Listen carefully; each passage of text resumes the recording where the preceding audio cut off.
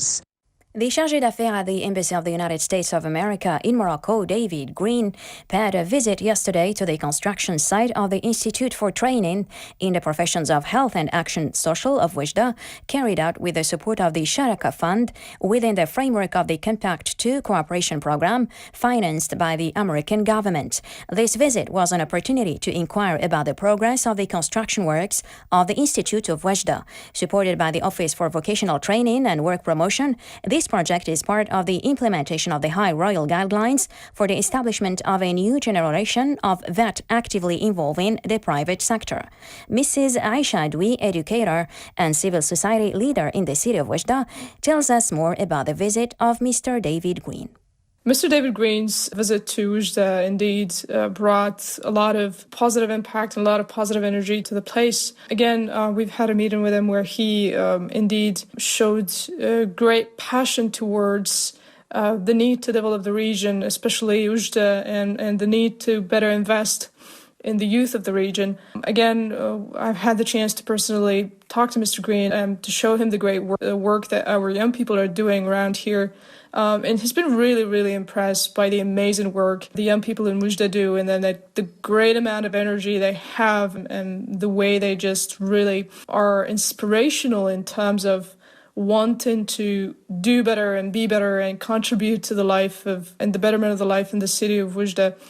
That was one aspect that Mr. Green really appreciated. He also appreciated the fact that the American space in Oujda contributes drastically or enormously to the life of youth and to their activism, whether when it comes to youth empowerment or just empowering themselves and their leadership skills, their soft skills, and their critical thinking as well.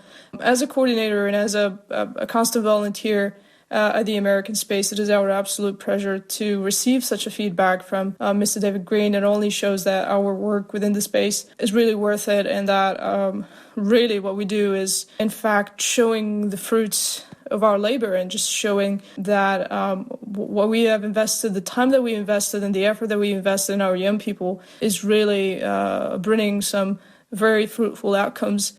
Educator and civil society leader Mizai Shadui emphasizes that thanks to the visit of the chargé d'affaires at the Embassy of the United States of America in Morocco, David Green, there will be future collaborations in the city for the benefit of the young people of Oujda.